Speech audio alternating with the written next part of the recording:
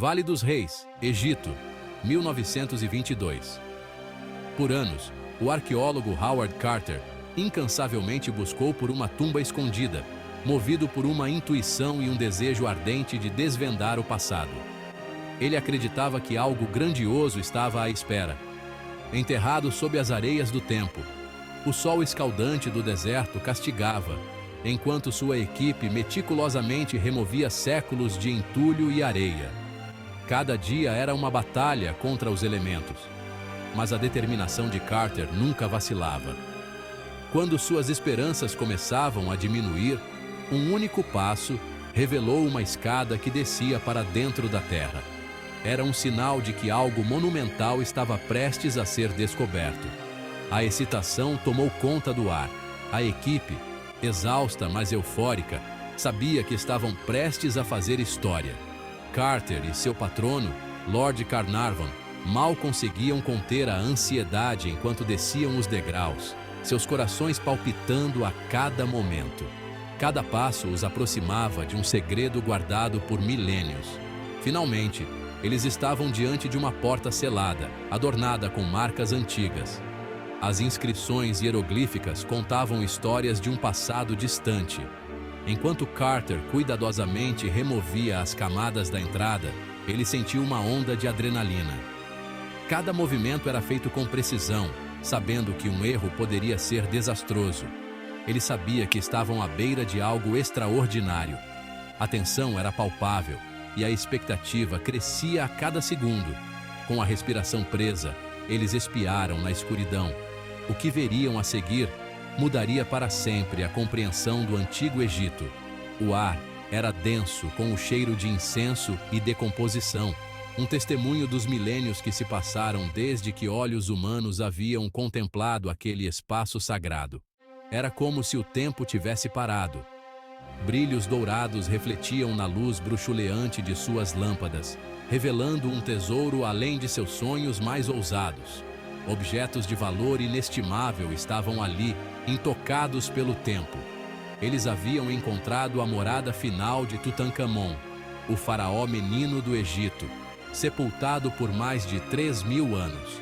A máscara dourada do faraó parecia olhar diretamente para eles. Essa descoberta incrível causou comoção no mundo todo, capturando a imaginação de milhões. Jornais ao redor do globo estampavam manchetes sobre o achado. A tumba de Tutancâmon, com seus tesouros suntuosos e artefatos bem preservados, ofereceu um vislumbre sem precedentes do mundo opulento do Antigo Egito. Cada peça contava uma história de riqueza e poder. No entanto, sussurros de uma lenda sinistra logo surgiram, lançando uma longa sombra sobre a euforia da descoberta. A curiosidade deu lugar ao medo. Uma maldição, dizia-se, protegia o sono eterno do faraó, e aqueles que ousassem perturbá-lo enfrentariam um destino sombrio. A lenda da maldição de Tutancâmon começou a se espalhar, adicionando um novo mistério à descoberta. À medida que a notícia da tumba de Tutancâmon se espalhava, o mesmo acontecia com a lenda da maldição do faraó. Os antigos egípcios acreditavam que seus governantes possuíam poder divino, mesmo na morte. Inscrições nas paredes das tumbas alertavam sobre as terríveis consequências para aqueles que ousassem perturbar o descanso eterno do faraó. Essas maldições, destinadas a impedir ladrões de túmulos, ameaçavam os invasores com doenças, infortúnios e até morte. A maldição era mais do que um aviso. Acreditava-se que era uma força tangível, uma entidade malévola protegendo a alma do faraó. Lendas falavam de armadilhas, criaturas venenosas e guardiões sobrenaturais à espreita para punir aqueles que ousavam profanar as câmaras funerárias sagradas. Os egípcios acreditavam que perturbar a tumba de um faraó enfureceria os deuses, desencadeando sua ira sobre os perpetradores. A maldição do faraó explorava um medo primitivo do desconhecido, de poderes ancestrais além da nossa compreensão.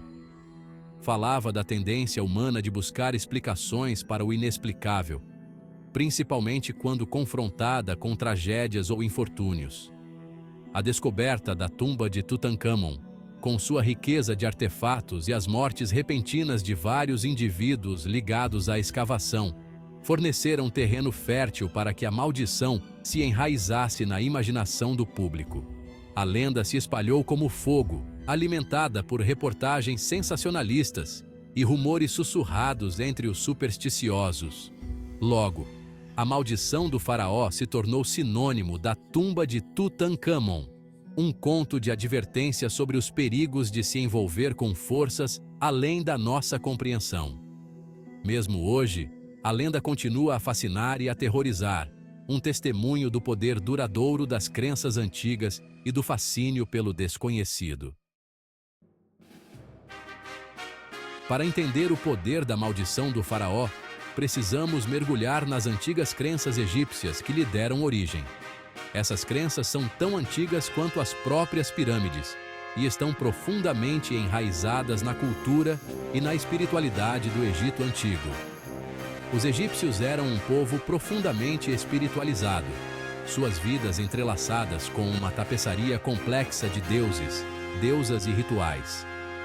Cada aspecto de sua existência estava ligado a uma divindade ou a um ritual específico, refletindo a importância da religião em sua sociedade. Eles acreditavam em uma vida após a morte, um reino onde os falecidos continuavam sua existência, e o faraó, como um intermediário divino entre os deuses e a humanidade, ocupava um lugar especial nessa ordem cósmica. O faraó não era apenas um governante, mas também um ser divino que garantia a harmonia entre o mundo dos vivos e o dos mortos. As tumbas não eram meros locais de sepultamento, mas elaboradas moradas para a vida após a morte, repletas de tesouros e provisões para acompanhar o falecido em sua jornada. Esses tesouros incluíam não apenas riquezas materiais, mas também objetos de valor espiritual, destinados a proteger e guiar o falecido. Proteger essas tumbas e seus preciosos conteúdos tornou-se primordial, levando a medidas de segurança elaboradas e a inscrição de maldições para deter potenciais ladrões de túmulos. Essas maldições eram escritas com grande cuidado e acreditava-se que tinham o poder de invocar a ira dos deuses sobre qualquer um que ousasse violar a tumba. Essas maldições não eram ameaças vazias.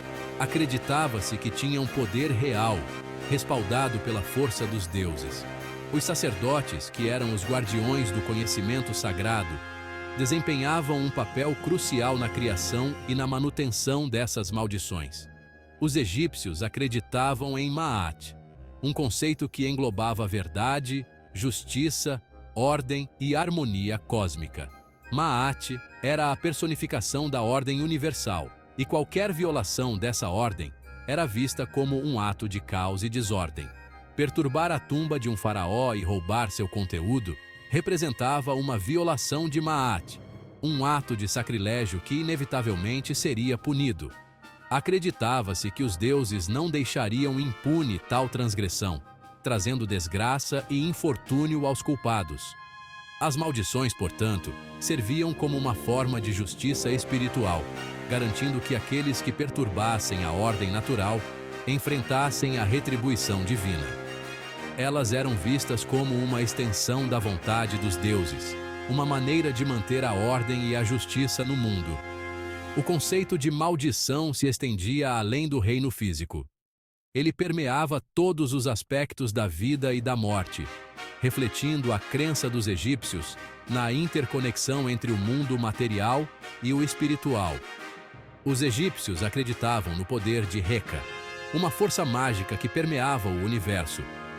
Heka era a energia que dava vida aos rituais e às palavras, tornando-as eficazes e poderosas. As maldições eram vistas como uma manifestação de Heka, canalizada por meio de palavras e rituais, para desencadear infortúnios sobre o alvo pretendido. Elas eram cuidadosamente formuladas para garantir que o poder de Heka fosse direcionado de maneira precisa e eficaz.